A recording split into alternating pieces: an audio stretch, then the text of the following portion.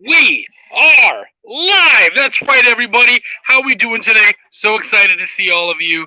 We're going to have a freaking blast tonight. I can feel it. Let's make this thing happen. If you guys are out there, like, share, comment. I love hearing from you guys. Of course, as always, we have a great guest, so they're going to want to hear all your questions, anything you're interested in talking about. Because, as much as we do this to uh, to have a good chat and meet new people and all that kind of stuff. Another part of it is, we want you guys to learn and be able to get the best out of the guests. So that's why this is so great. Brian Manel's in the house. What's going on, buddy? Good to see you.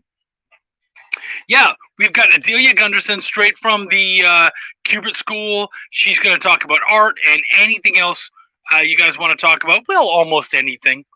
Let's be pleasant. But yeah, very excited for all of that. We got everything going on. I'm super excited. How was everybody else? How was your week, guys? I got some work done this week. I got some work done literally just before the show. Finished up editing something that's been waiting on me for a bit. So now I can kind of move past that, which is nice. Oh my gosh. And just so you know out there, my for some reason they got the name wrong. It's Adelia Gunderson, not Guntersville. I don't know why it went to that, but I think it was because we weren't friends yet on Facebook, and so my autocorrect was like, I don't know, did you mean this? And they just picked some random bullshit. So, anyways, Danny Morales is in the house. What's up, motherfucker? Danny, you've got a Kickstarter happening right now. Show that thing off, dude. Feel free to put it in the comments by all means. You know that my household, especially my wife and I, we are massive supporters of the collective. So if you want to tell everybody about what you've got going on, I would love that. And by all means, feel free. Brian just said, finished editing a scene, and I feel good about it. Yeah, good. He meant good. Also sent a new character sheet. 3 more main characters to go. That's fantastic, dude. Great work. Way to go, man. Ooh, they even have a Oh, good for you, Mr. Fancy. That's fantastic. Guys, check out Tales from the Collective. My beautiful wife was in the first episode. Wendy, if you are watching right now, feel free to drop the link in here, and you can show off your project that's happening. Wendy Steen Shaner, my second favorite Wendy. How are you doing? Gorgeous. So good to see you. Like I said, guys, we have a fucking fantastic guest tonight. I'm so excited. He's already funded and half the books are printed. Dude, that's fantastic. That's great news. Like I said, we have a great guest tonight. You know what? I think I spent enough time gabbing around with you guys. If you guys have any question for the absolutely amazingly talented Adelia, get them ready because we are going to go to her right about now. Canadian bacon is actually really good, and it's nothing like normal bacon, and it's better than ham, which you guys seem to call Canadian bacon. I'm very good at writing. I write very well. Yeah, it's Shop Talk. Do some of your audience members like the word fuck? Cool. Then I'm going to keep saying fuck. Because I care. How you doing? Intro. I love one of my favorite things to do, and I think the fans know it is, I love to watch you watch the intro, especially like people who have never watched the show or been on the show before, because I'm always like, I can gauge the kind of conversation that we're going to have by your reaction. So you come out laughing, I'm like, great, we're going to have a good time, everything's going to be wonderful. Yeah. I loved it. It was great. I was like, oh, perfect. I got you. I know exactly. I can say right. We have a better idea of each other. Yeah. See, I like that. It serves dual purposes. Cool, Adelia. Please. Yeah. Well, is it Adelia or do you prefer Delia? Legally, it's Adelia. I go by Delia or Delia, either one. Okay, Delia it is. I like that. It's just that bit shorter too, and I like that. Just a little bit, right? Yeah, and it causes a little less of the mispronunciation too, because there's a whole lot that goes with the A. So I was like, I'm gonna make it easier for everybody. I'll just because you could get Adelia and Adelia, Adelia, yeah, a whole slew of them. So I'm just like, shorter. Adelia. I like that. It's what I was born Charles, went to Charlie, and then I was like, for writing, it's Chuck. So much easier. Yeah. Yep. Short, sweet, concise. Yeah, exactly. Right. And I felt like Chuck is a writer that you would want to sit down and have a beer with. Actually, yeah. You know what I mean? Charles. I hate the stuffy names, especially like we're in comics. I would rather have a name that people felt like they could hang out with than someone they would like look up to, and I don't want that any of that pedestal bullshit. It's not for me.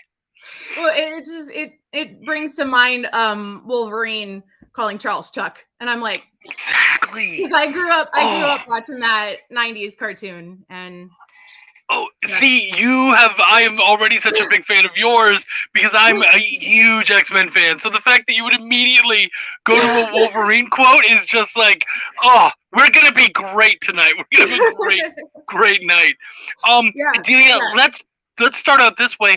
Why don't you tell everybody a little bit about you and what you do? Okay. My name is Adelia Gunderson. I graduated from the Kubert School in May last year. Oh, geez, time goes so fast.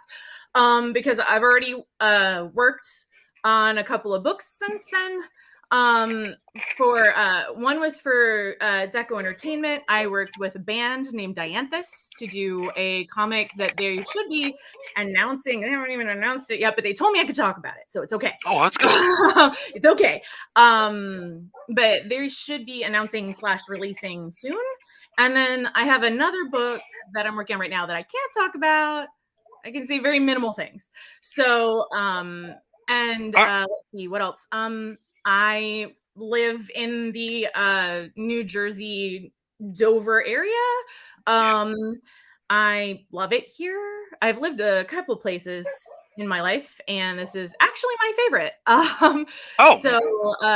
It's really nice. I have a pet rabbit, and those are just the first things that come to mind about me. That's pretty great. It's her. Blame her. She might. Okay. I'm okay with that. That's fair. So far, so good. So for art, would you call yourself primarily a penciler, or do you kind of do all of it, or?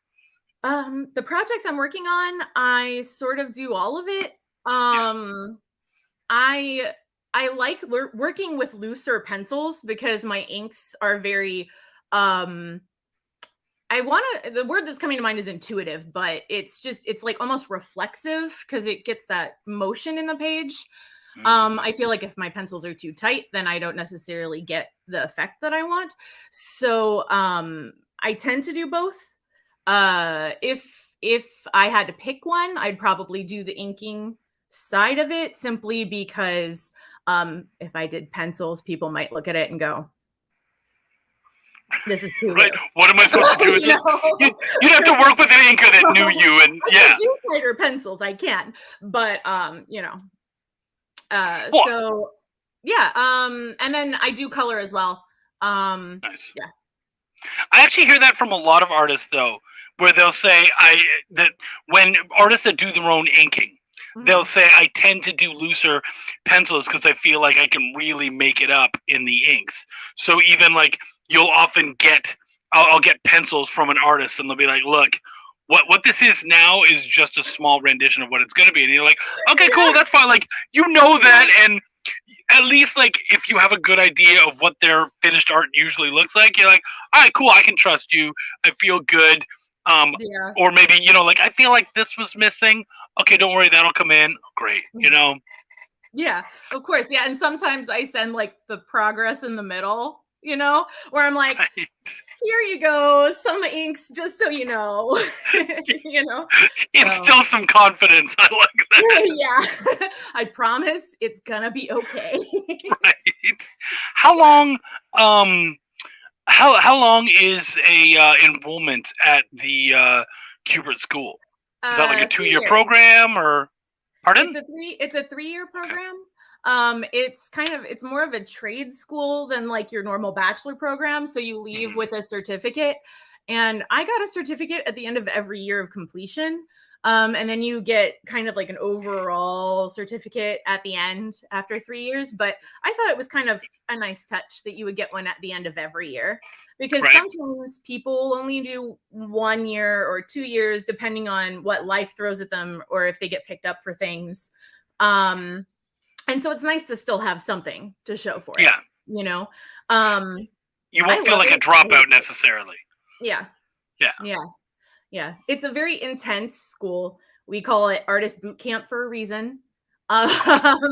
So, and if you know, everyone in the school, if you look at their stuff before the school and you look at it after, it's just so immense. And I'm so glad I went. I can't promote it enough for people who are like, I want to do art, but I'm looking at this liberal arts college. I'm like, Kubert. Even if you don't want to do comics, go there, because they're great. They're just great teachers, great professionals. Yeah. Did you do any schooling before going into Kubert, or did you go directly? Yeah, I did. I did a 4-year program at a liberal arts school, so I do have a little bit of that. Not to knock it, because I did learn a lot there, but what they told me was, when they looked at my art, they said, well, this is commercial art. Even though it was illustration. It was like book illustrations and stuff is what I want to do. They were like, this is commercial art. We could critique it, but it wasn't like, they were more like museum art, like literal fine art, drip paintings, photography, that kind of stuff. And there's a fabulous place for that. There is. But I felt like I didn't get the amount of intense focused help, you know? So I did that. And then I have a period between of about 4 to 5 years where I was kind of adventuring in the world, so to speak. And then I was like, you know what? I need to do something else. So I found Kubert. That's cool. Yeah. So, all right, to help you a little bit, because I understand that, of course, the fine art school, it helped in a lot of its own ways and whatnot. I had a friend of mine where she is a coder now, and she loves coding. It's fantastic. But she got her master's in English, and she did all that kind of stuff. And now she looks back and she goes, honestly, if I were to do it again, I would say fuck the master's, and I would have just gone directly into coding and directly done that. Because as much as it's nice to say I have the master's, it's really not doing what I need it to do. And so I guess what I would ask you is, for you, because obviously you can't speak for everybody, but for your experience and what you're doing and whatnot. Written all over my face. Right? Do you feel like you needed the fine arts, or could you have just gone directly into Kubert? I think I could have gone. Like, I think there's value in the years that I was drawing before Kubert. Because, and the life experience I got before Kubert, because I think I saw students coming directly out of high school, going into that school, and it's intense. And I don't know if 18-year-old me could have done that. Maybe. But you know what? We have plenty of 18-year-olds who did. So, I mean, just personally though, I'm like, maybe I feel like I was a little bit more focused coming into it at 29. Not to age myself, but here we are. You're like 30, 31 now? 30. I just turned 33. Oh, okay. Congrats. Thank you. You still have tons of time to make some great work. Yeah. So I, as an adult, you go in with like, not to say 18-year-olds aren't, but 30, you have a sense of like, I know what I'm doing. Yeah. I know what I want to do. So there was like more, I felt like there was more of a drive, or more of a, like, I need to succeed at this than if I had jumped in right out of high school. But I mean, if that's what people want to do, if they know they want to do art, I would highly suggest a trade school over a liberal arts school. So even, I know like when I was in high school, I applied for Ringling College. I got in, but I couldn't afford it. So that's okay. Or SCAD, I don't know a whole lot about. But places like that do that. Kubert though, so good. Yeah, of course, right? Go there. Well, it's It's funny, that actually works really well into a question we just got. Wendy Gale says, I believe you have to submit work to be accepted at Kubert. So I would imagine that you don't start with the basics. So where do you start in the school? You do submit art. You submit a portfolio, and when you do that, they call you and then they talk to you about each piece, where you were going with it, what you were thinking, like kind of like your process, to get a gauge of where you are. And then they will either they will recommend their thoughts on it, and then you will be accepted or the other.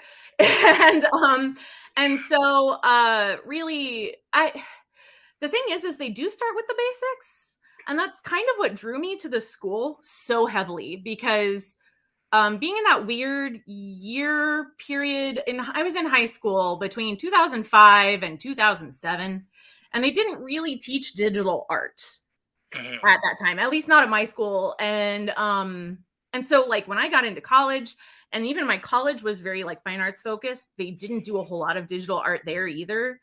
Photoshop and all of that, like you used it to edit photos. So what sold me on the Kubert School was that they literally they break you down to the basics. They teach you everything that you're doing wrong, regardless of whether you think you know what you're doing or not, and then they build up from there. And that's what when I did my interview, I remember I told Mike Chen, I said, I'm so tired of people who will look at my stuff and put it on the fridge and say it's good. I'm like, I need people to look at this and say, this is what I don't like and why. And I'm like, throw me to the lions. This is what I want. So, because that's what's important, and the basics are important. And if you don't have that foundation, then, yeah. So long story short, they do start the basics. Right. So yeah. you talk about it being a boot camp. You talk about being thrown to the lions. What are some examples of what being thrown to the lions looks like at that school?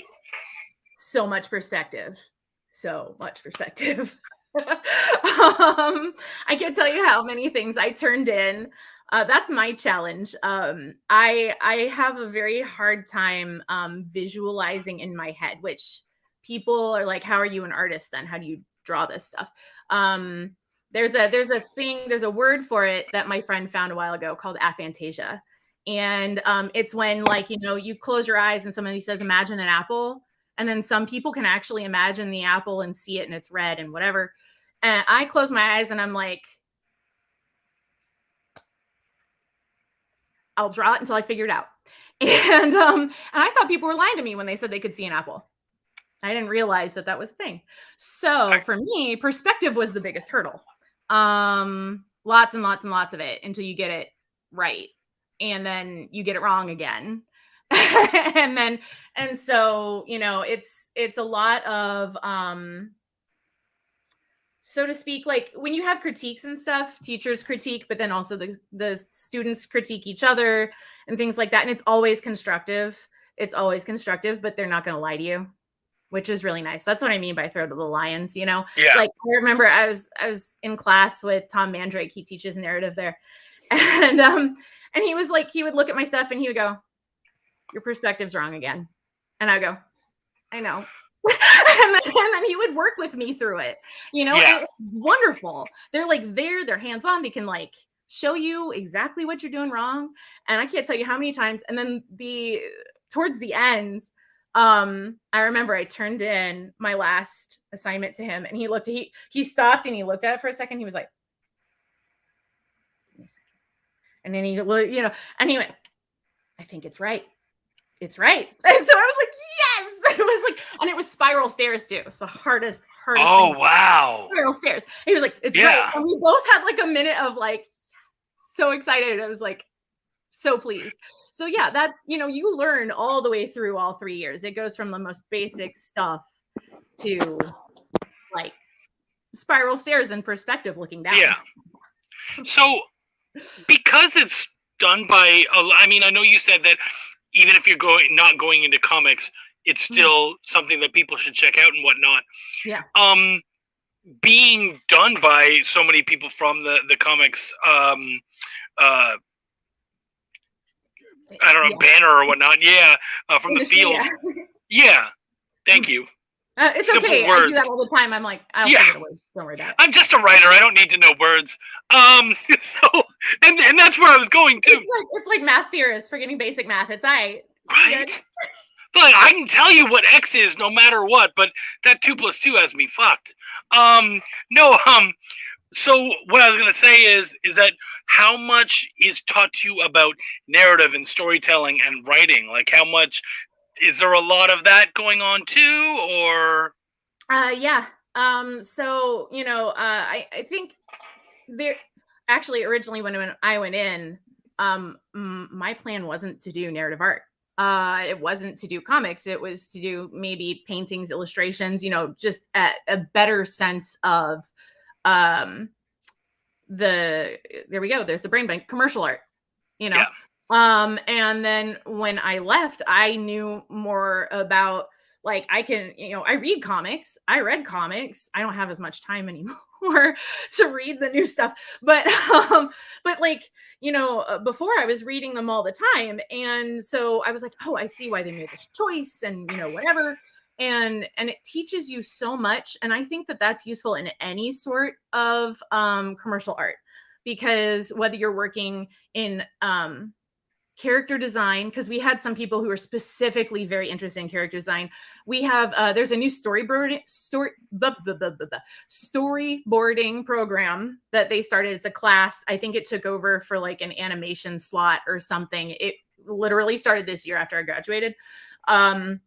But I know who the instructor is. He's wonderful. And I still work at the school. So like, I kind of have seen a little bit of what the curriculum is. It's so great for storyboarding. And, I think it was Pixar that was talking to them a little bit and like getting in touch with the kids and like, I call them kids, but young adults. Right. And getting in touch with them and taking a look at their storyboarding stuff. So, narrative is in a lot of art just in general, even in, so I think that it's really good to be thinking about all of that, even if you're just doing a snapshot. We have like digital art classes. There's also specifically like figure drawing every year that live models A+. I love that. You can never have too much of that. And like basic drawing for like the first 2 years we have like a basic drawing. Hello. And it's great. Like, I mean, there's the narrative that I know people who were more into character design and stuff had to like really push themselves through because they didn't really, it wasn't their like first thing they wanted to do, but I know that they enjoyed it. They had fun and and they learned a lot. So I know there are tattoo artists who've come out of the school too. That was actually one of the first reviews that I read for the school was from a girl who does tattoo art. And I was like, that's cool. All right. And I know a couple of people who have graduated who are currently doing tattoo stuff now. So, I think it's great for everything. It's funny because I feel the same way. Like when you were talking about narrative in art and whatnot, I feel like it is a really important part. And I see it even like when I go to conventions, you'll see, and I'm not going to go into it too much, folks, because you can get me started on a rant, but I'm not a huge fan necessarily of the big spreads of like fan art and stuff. And I think one of the things that does bother me is that you get some of these people who only do the fan art. And I've said it before. I said, like, I said, I don't get why this is selling as well as it is. And they're like, well, it's beautiful pictures of all the people that these guys like. And I'm like, but there's no story up there. Like, literally, this is just random poses and it says nothing. It's what I love about a good cover. A good cover isn't just a pinup. It is telling me you're going to see something cool inside. And I mean, even if you're doing like an homage and whatnot, it's still that stuff still, I feel like, tells some of the story and gives people a peek into the pages rather than just being a picture. And so that's why I love that that's such a big part of what you guys do and what you guys learn. Yeah, and I think it's the difference between somebody who is like, I like art and I'm gonna do some cool pictures, and someone who's like, I'm fucking serious about this and I want to do something that's really gonna make people like stop and look again. Which is funny you say that, because that was also sort of my thought process going through the school, because I used to go to conventions all the time, you know, pre lockdown Rona situation. Right. But you know, and I would see these, and I'm stereotypically like, oh, they're so pretty, I love all these, you know, and like that's what I originally wanted to do. And then I got into the narrative aspect and I was like, this is really cool. Like, if you can do both, if you can have both and hit both markets, because the markets are so separate, which is why I think it's funny that you brought that up, because you're looking at it, you're like, no, I want the narrative. Give me the narrative pages, you know, and they're so separate, but they're like, I wasn't even aware really, I guess, of that target. Like, I knew people bought original pages and stuff like that, but I didn't really realize, I guess, how intense of a passion it was. So now I'm like, no, yeah, this is great. Because I can do both. And like, I love having there, you know, as a narrative artist, I was like, okay, if I do the narrative art, are people going to want to flip through it? Are they going to want to see it? You know, or do they really just want the cover art? Because I feel like that's where a lot of it comes from. People like, oh, they just want the shinies, you know, and like the like pretty pinup poses and stuff. And you know, people will flip through in my book, you know, and that's a good feeling, because you spend so long on those narrative pages, organizing layouts, making sure everything works right. And it's nice to see it pay off, you know? Yeah. So. Yep. Brian Manel, he's going to be asking. Brian is so great for questions. He's going to be asking a bunch tonight. I can feel it. Hi, Brian. Are there any artistic techniques you've gained from Kubert that you're especially looking forward to exploring within the comic field? So maybe some techniques that you haven't gotten to play with yet. Oof. I'm trying to think. I'm very like, I kind of do what I want. So yes and no. You know, like I would love to do a watercolor narrative book at some point. My style is very ink wash. So like Matteo Scalera's, like, I love his stuff so much. And I love doing ink wash stuff, and you know, so that's what I really want to do. And I remember when I was showing, when we were doing some portfolio reviews that the school has us do, some of the companies were like, well, we don't really do ink wash. So, and I was like, but why not? I love it. But I'd love to do watercolor books, you know, like, I mean, DC has really started getting into that watercolor, not ink washy, you know, the ink washy kind of experimental art stuff recently. And I've been super into that. And so, yeah, I'd love to do like traditional color would be great. Because right now for the stuff that I've been doing, it's been ink lines and ink wash. So just to have that extra control, you know, because there's digital color's nice, but you know, I don't know. To me, there's just something nice about combining the two, just more active. I get it. It's the same argument that a lot of people get for why do you want a physical book over a digital book, and it's like, because I can feel it and I can smell it, and there's this extra sensory thing that I can't explain to you. So at the end of the day, it's just fucking because, and you just either have to understand it or you don't. Yeah. So I get you. I feel you. I'm that way, so much that way about my books. Right? Like I have shelves. Wait. Yeah, that's the right direction. I have shelves of just comics. My my stack of shame is insane at this point. But just shelves of them, because I tried doing the digital thing. I had Comixology and I just never read it because I don't do like the scrolling and the swiping. Like if I'm wanting to look at a page, I don't want to feel like I have to like expand into the panels and like, and also when it comes to physical, like books, novels, maybe it's because I'm from like the fanfiction.net generation, but I'm used to like scrolling, you know what I mean, to read instead of like flipping pages. So I get to the bottom of the page and then I go to scroll and it changes the page on me. And I'm like, no, I just wanted it in the center. So I'm like, I can deal if I flip a page if it's physical. I'm expecting the page to flip. But if I go to scroll and the page flips, it makes me irrationally irritated. So if you're gonna do digital, you got to be doing like webtoons and shit like that. Yes, I have a webtoon, and I do webtoons. Okay, so good. Guys, go check it.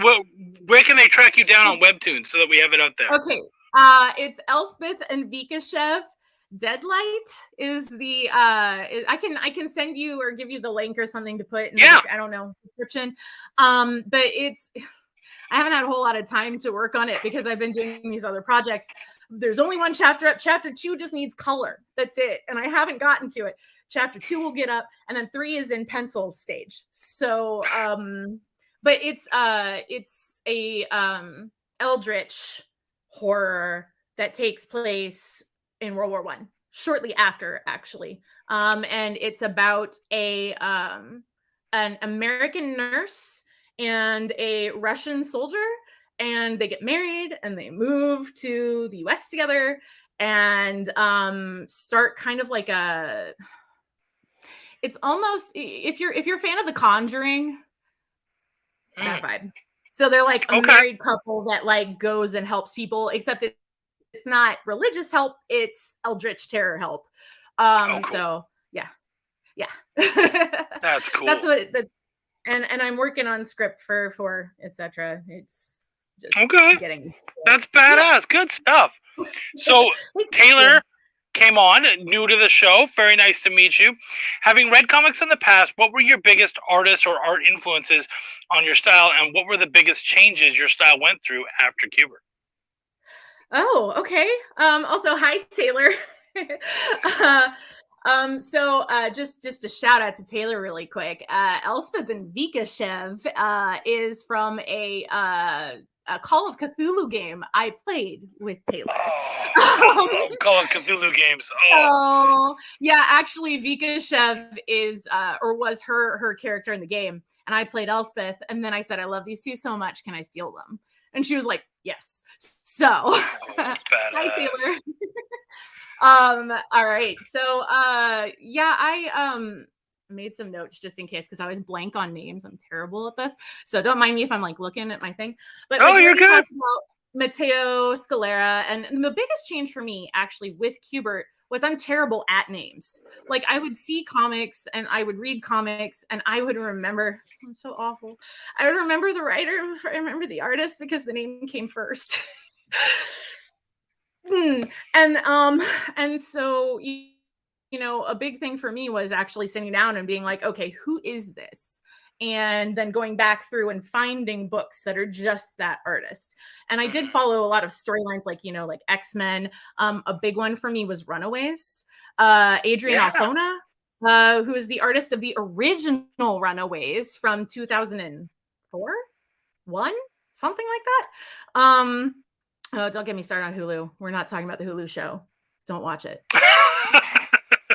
But the comic, like, that's what drew me to comics, like in general. Like I read it here and there, and I watched all of the comic cartoons. X-Men, Spider-Man, Batman, all that. Love Batman cartoons so much. But the Runaways comic is really, really, truly what like pulled me in. And I think what it was it wasn't so spread out across, like, you had to buy so many things because of, X plotline until Civil War happened. It was very self-contained. And then, like, the stuff, the Rainbow Rowell, who's the writer. Once again, I'm trying to remember who the artist is. My brain is blanking. But the new run is great too. But this whole, that story is really what got me. And I was like very into the color. And I realized at Kubert that a lot of what I was doing, like the line arts it was relying a lot on the color in the books that I liked. And so it made me draw back and look at the black and white comics and get really into the style choices and the art choices of, just like Becky Cloonan. I had no idea who she was before the Kubert School, and I am so into her stuff now. I have like her Oracle deck. That's cool. Oh, it's so beautiful, so good. And like Enrico Marini, he does a lot of color, but his black and white stuff. Have you guys? Well, I'm asking like everybody's here, but everybody out there, what do you? Noir burlesque comic. I'm so mad it's not in English yet. It's only in, I think, French or something. And I'm like, I really want this book so bad. Please have it in English soon and accessible for me to get, because it broadened, I guess, my perspective from lines to the gray tones. And then I started doing the ink wash and feeling a little bit less like I had to be so perfect. There's something to line art, like clean, super clean line art that relies on color that's just so clean and perfect, and it's like very thin lines. You know what I mean? To like these bold black space splatter intense kind of things, where I was like, because originally I was a painter. I was super painty before the school and color reliant, like I said. And so this made me really focus on that. And so I don't know if that even answered your question. But no, but I like where we went. But yeah, so like that kind of stuff, just more expressive and less reliant on your colorist, I guess. Right. Learning more about the individual processes too, when you're not the only artist on a project can be a challenge. So I would assume that there is an equal amount of nervous energy and freedom that would come with it, where part of it's like, cool, I just have to work on the pencils or the inks or whatever, and then I can kind of go away, you know what I mean? Like I can just worry about my aspect. But then of course there's the other part of, but there's so much I can't control, and I don't like that, and I get that. Yeah. And that decreases, I feel like, the later in the stages you get. So like the penciler is like, I can't control what the inker does, see what the colorist does. You get to the inker, they're like, I can't control what the colorist does, so I'm going to control what I can do. But what's really blessed is when you have a team that knows each other really well and can work together really well. And I have lucked out with that for my first two projects. The one that I did, the Realms comic with Dianthus, I was the penciler and inker. And so I got to control that. And then my colorist was my friend from school, Dakota Erhan. Oh God, I'm sorry. I butchered your name. Okay. Anyway, he will kill me after he sees this. If I disappear. We know what happened. Not really. Dakota's a wonderful person. Anyway, so he did the color, but then he would message me and be like, okay, what were you thinking for this? And I was like, so wonderful, so wonderful. And for the project I'm currently working on, because there's so many pages in the book, originally they wanted me to do all of it, but I was like, I'm gonna need an artist assistant because you want it done in a smaller amount of time and it's a long book. So my artist assistant is also one of my friends from school, Elena Morton. And she is basically, I did the layouts for the pages, which she overlooked and then was like, I don't, and so we kind of moved stuff around. And then she did kind of like the loose pencil tight rough stage, which left a lot of like the detail and everything to me and all of like, the finished polishing stuff. But, and then I would do the finished art. And so that sped that up a lot. But if I didn't have somebody who didn't know my style and didn't, communicate well with me, it would be kind of a more frustrating process. Yeah. I feel like. I would imagine. I'm blessed to have her though. She's helped speed up stuff a lot. Right. So, So yeah, so that's kind of, it's fun. It's really fun, but it's also like challenging in the way Yeah. of being like, okay, I'm trying to figure out what I have to communicate Right. in order to make this work smoothly. Right. Yeah. Yeah, I totally feel you. Raven Gregory. Raven is a comics professional who is incredibly and lovingly unprofessional. And he says, "Did Chuck show his titties yet?" Honestly, this is our first time hanging out. I saved that for the second date. So Okay. All right. maybe next time, but Next not time. today. Yeah, I gotta I gotta appear professional, and then of course, luckily, there's people like Raven who can come in and go, he's not that professional, because he's still gonna fucking bring up the conversation. And you're right, you caught me. Josh Main's in the house. Good to see you, homie. Mike, that's awesome. Always good to see Mike. Mike's book was the one I was working on earlier. Elfie comes on. He says, "Do you do everything traditionally?" Yes. It's yes and no. So it's sometimes easier for me to do my layouts digitally because I can blow them up and then see how they will look, in a bigger form. But as far as pencils and inks go, I do prefer to do both traditionally. However, sometimes there are benefits to doing my pencils digitally, because if you're drawing a figure, let's be real here. If you're drawing a figure, the head's the wrong size. Do you really want to draw it over again, or do you just want to highlight it and shrink it? So there are benefits to that. I am faster traditionally with pencils. I am a little slower digitally, just because there's some weird disconnect, drawing on. I have a tablet and like a Cintiq where I can actually look at it, so at least there's that.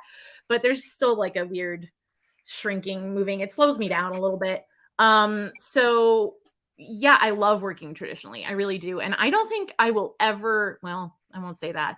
I won't say that I won't ever ink digitally, but I really wouldn't want to. Yeah. So I don't know. I like the chaotic mess of traditional ink. I like that. Wendy came in. She said, "Speaking of Cthulhu Invades." You're so smart. That's two of the books that we're on. Wendy, you are the master of a good segue. I love you so much. Raven says Becky rules. Right? Doesn't she? She's awesome. Sam, another great follower and hanger outer. Sam Bobby says, "Have you used watercolor before?" Yes. Yeah, I have to assume. Yeah. I mean, I don't know if you mean in comics themselves or like just in general, but watercolor was originally like my medium before I came to the school. I did a lot of watercolor and acrylic. I worked at like a paint and sip establishment, so where people get sloshed and you teach them how to paint. So I was the teacher while everybody got sloshed. It was great. Except me. But anyway, so yeah, I do love doing watercolor. It's messy in the way that ink wash is. I think that's why I like doing ink wash so much. And then I have these pens actually that I'm like sitting at my art desk, that are like a water-based ink. I don't know if you can see this. So I can spread these down and they're really bright, and then go in with water and then make it super bright. I have done some narrative pages that way, kind of as sample pages to show people, because I'm always like, please like it. I want to do this. And so the new project that I'm working on that I can't really talk about, they did like my watercolor pages, but they're not doing it in color right now. So yeah, black and white it is. A suggestion? If you want to do something like that, what I would suggest is there's a lot of really good anthologies. So why not do like a 4-page anthology thing where you can get in there, you can do what you want to do in your style and just have some fun. And then that's your way to be able to be like, see, motherfuckers, it works. Look at that. Look at that. That's it right there. Don't you wish that you had a full fucking book of that? Right. It's a good way. I think it would work for you. Marini did it with that Batman book that he did with Joker and Harley. I love that book. I have never bought a book so fast. Never bought a book so fast. I was like, this is mine now. I'm taking it home. I have my eye on a couple of anthologies. It's just whether or not the timing is kind of wonky. For the end, there's one I want to do that's like at the end of March. But it's like a horror monstrosities anthology, and it's 4 to 10 pages. And I was like, ooh, Elspeth and Vikashev might work real well in there, but it's just whether or not I have time. Right, exactly. That I have to wrap up by the first week in April. So isn't it tough being popular? I mean, imposter syndrome high. You can lie for a minute. You can lie for a minute. It's so hard. That stood on real quick, by the way. You were fairly confident for the whole time, and then you're like, no, please don't say that word. That's hilarious. That's great. It's just weird. It's really weird. Like, I graduated, and I thought, okay, I'll have like a month or two, maybe 3-4 months of downtime, and I can pull out the Elspeth and Vikashev chapter 2, and I can pull out this and that and do some more sample page. No, not that I'm complaining. No, of course, yeah. Don't get me wrong, I'm not complaining, but like, it was one of those things where I was like, wait a minute, right out the, you just opened the gate and now I have to run. Okay, cool. Yeah, you were just wrong, and that just is what it is. Yeah, I feel you. Yeah, yeah. Trish Banks is in the house. Happy birthday, hon. Much love to you. I'm not showing skin right now, but I'll hit your DMs up later, so don't worry. You'll get what you're looking for.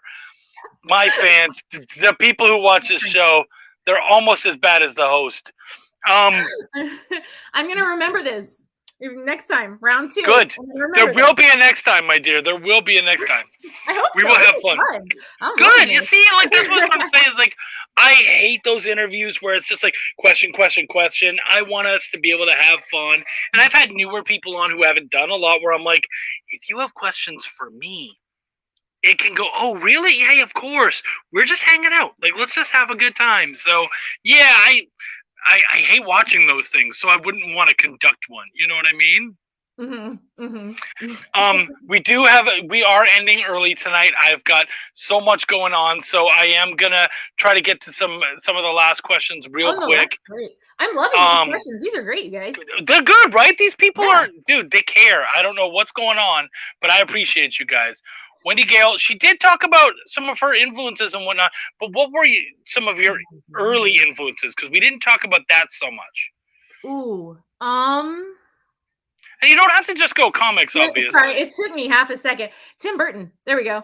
Oh, okay, yeah, of course. Like, when I was first getting into college, I wanted to work for Tim Burton. Like, that was my goal. Right. I wanted to be like in his studio or whatever that he had.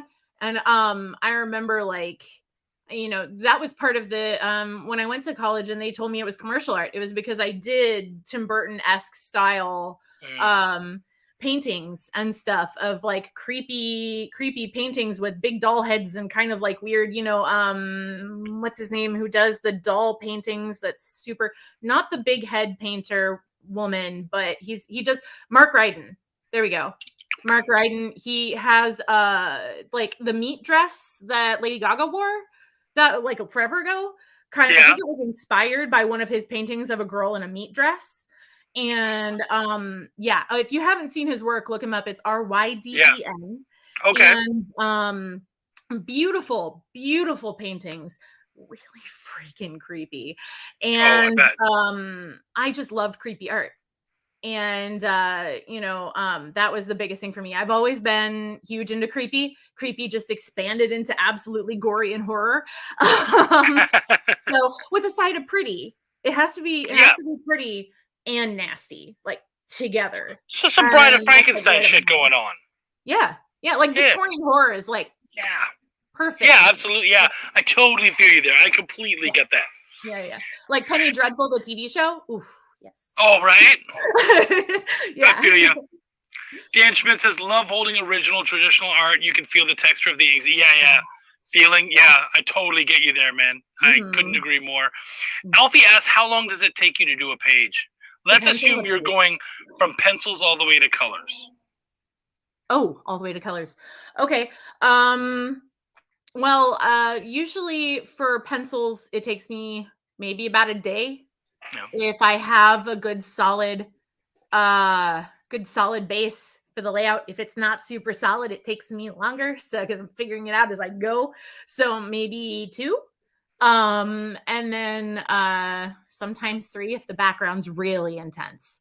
Like if it's like a big old splash page with a city and lots of people, that's going to take me a lot longer than some headshots and a conversation in like an office. And then for inking, if most of the work's done in the pencil, then it takes me maybe a day, maybe 2 if it's ink wash, because layering and stuff takes a little bit longer. And then for color, depends. I haven't actually, are we talking traditional or digital color? If it's traditional color, then like I do it at the same time as the inks and then it's just done. Yeah. If it's digital, I actually haven't digitally colored a page in a while. But for assignments that we did in school, I had to do it in a night. So it wasn't exactly always to my liking, but I could do a page in like 4 hours, 6 hours-ish in color if I wanted to. And that's why deadlines can really work in your favor, people, because they're like, shit, all right, cool. Might not be perfect, but I'll get what you want. Mm-hmm. Yep. Yeah. If only we had the time to do it exactly as well as we wanted to, though, right? Yeah. But then I never finish. Yeah. So. Trish is asking a question that I wanted to ask earlier, actually, and this is great. Are you going to any cons so we can see your art personally? Yes. I am going to the Kubert convention. There's like a high school that does a convention. One of my teachers from the school, Amy Chu, does, she's a writer for several books. She's great. She reached out to me and was like, hey, they have some open tables. You want to join? And I was like, yeah, sure. And I hadn't heard about it before, but I was like, yes, get me in on that. So I can, it's Kubert Comic-Con, but it's the Pittsburgh High School in New Jersey. Actually, it's like south. I don't know. I'll get you a link. Okay. And then I'm also doing Garden State Comic Fest in July. Cool. So yeah. So those are the 2 right now. I've had my eye on a few others. I know I'm going to be looking into the one in Chicago. Where am I going? C2E2? C2E2, thank you. I put in mine too, so let's hope we can hang out there, because I'm waiting to hear back from them too. I didn't realize that like table applications were still open. And so my friend just told me, actually, well, I mentioned Elaine earlier. She told me on a work call, she was like, yeah, there are tables, we're good to apply. And I was like, shoot, thank you for reminding me, by the way. So now I'm going to go and do that after this. Yeah, definitely do, because it would be cool to hang out. Yeah, that'd be great. Okay. But that's it for now, unless there's some other ones that pop up. Cool. Mm-hmm. We do have a couple more questions. Okay. Guys, you know what? So we'll see if we can do them quick. What's your process in figuring out what kind of art styles and techniques would work best? You fucker asked the longest asked questions. Work best in one story versus others. How much does the story's tone or characters influence the kind of techniques or styles you use, you bastard? Okay, I can answer this real quick, actually. Okay, so the Dianthus book that I was working on, Beatsy Dubs, they wanted me to say that their CD is out that goes with it. So I'll give you the link for that so that you guys could check out their CD too. But anyway, theirs was very much like they wanted kind of like that Wonder Woman style, like very clean line, but also Victorian vibe. So it was a lot of detail and clean lines, but then I threw in some ink wash just for shading, which was very light. Now the new book that I'm working on is what did they say that I could say about it? Sorry. It's kind of a mystery that takes place in thank you so much, Angie. That's the convention, the high school convention. She's beautiful. I love her. All right. So the book, right. So I could say mystery takes place at different time periods. And some of those I wanted to be darker, grungier, more like, like not clean Victorian, dirty Victorian, or like Jack the Ripper, and let's say Sleepy Hollow versus Wonder Woman. So tone wise, that means a lot more blacks. It means a lot more heavy ink wash, like super heavy ink wash. I'm working with a lot of very dark colors. I can't seem to make them dark enough. I keep having to go back over it. Anyway, sorry. Short, concise. I got this. All right, next question. You did well. Actually, that turns out that's all of them. So okay. Feel free to. So in this thing on Facebook, feel free to put all of your links and stuff in here. Everybody will be able to find them, and then I'll grab them and put them up. Julia, thank you so much. You were a lot of fucking fun. And guys, for those of you who don't know, she has not done a lot of interviews, and she was kind of worried. So I think you did wonderful. You did amazing. Fantastic job. You're very welcome. I'm gonna run, guys. I'm going to Blake's Buzz right now to do another show. So thank you everyone very much. Thank you, Delia. I really appreciate you coming out. My name is Chuck. Absolutely. I loved it. My name is Chuck, and I give a fuck. Take care, everybody. Bye. Thank you.